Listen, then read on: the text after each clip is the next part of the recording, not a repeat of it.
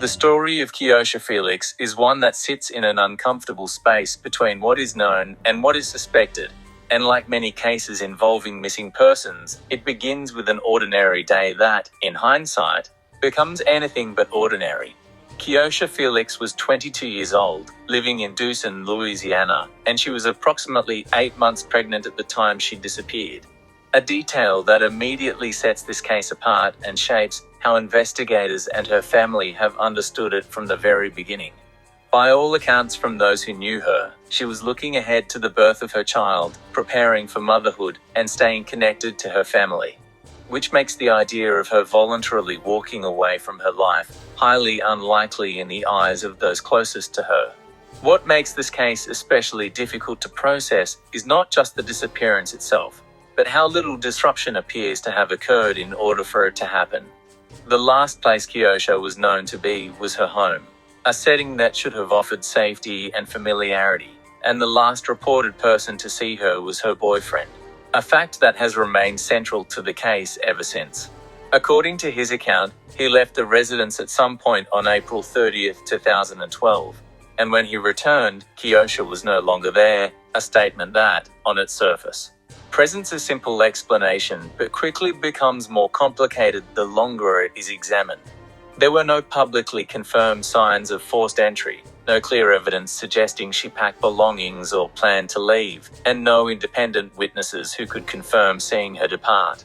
Which creates a scenario where a heavily pregnant woman seemingly vanished without leaving behind any trace of how or why she left. And that is where the case begins to shift, from a disappearance to a mystery shaped by silence. As the investigation developed, law enforcement identified her boyfriend as a person of interest, a designation that does not equate to guilt, but does indicate that investigators believed he might possess information relevant to her disappearance.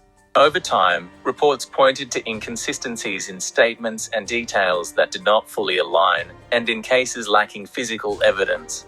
Those inconsistencies often become one of the only things investigators can examine repeatedly in search of truth.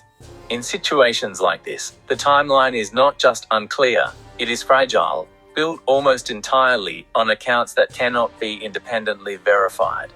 From a broader investigative standpoint, cases involving pregnant women tend to follow certain patterns, and those patterns are important to acknowledge. Statistically, these disappearances are rarely random, and more often involve individuals who are already within the victim's immediate environment. That reality does not provide answers, but it does narrow the scope of what is considered likely. In Keiosha's case, there has been no confirmed activity following her disappearance, no phone usage, no financial transactions, no verified sightings, which strongly suggests that whatever happened occurred quickly, within a very small window of time, and likely before she had any opportunity to reach out for help. Her family has remained unwavering in their belief that she did not leave voluntarily, and their perspective adds a critical human dimension to the case. For them, this is not just about unanswered questions, it is about the absence of someone they knew intimately, someone they insist would not have abandoned her life or her unborn child. They have continued to speak out, participate in searches, and keep her name in public conversation, despite the passage of time and the lack of resolution. Their consistency underscores one of the most important elements in cases like this. The people closest to the victim often provide the clearest picture of what is normal, and therefore what is not.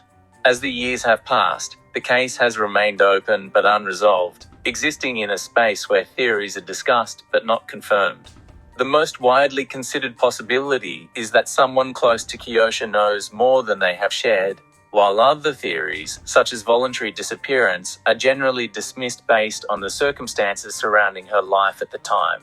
What complicates matters further is the absence of physical evidence, which limits the ability of investigators to move beyond speculation and into certainty. Without that evidence, the case becomes dependent on statements, timelines, and the hope that someone will eventually come forward. What continues to make this case particularly haunting is not just the disappearance of a young woman, but the loss of 2 lives, Keiosha and her unborn child, both of whom effectively vanished without a trace. It raises questions that remain unanswered more than a decade later. How does someone in such a vulnerable and visible stage of life disappear without being seen? What happened inside the place she was last known to be? And why has no one come forward with information that could bring clarity to what occurred? These are not questions that fade with time, they become more pressing, more urgent, and more difficult to ignore. Ultimately, the case of Keiosha Felix remains unresolved not because it has been forgotten, but because the answers have yet to surface. And until they do, it stands as a reminder of how quickly a life can shift from ordinary to unknown, and how, in the absence of evidence, the truth can remain just out of reach, held somewhere between what is known, what is suspected, and what is yet to be revealed. Updates on this case consist of the aunt and cousin being arrested, as well as a 43-year-old man from Lafayette. Her aunt Patricia Andrews, who is 40, was booked into the Lafayette Parish Correctional Facility for simple rape and improper supervision of a minor charge.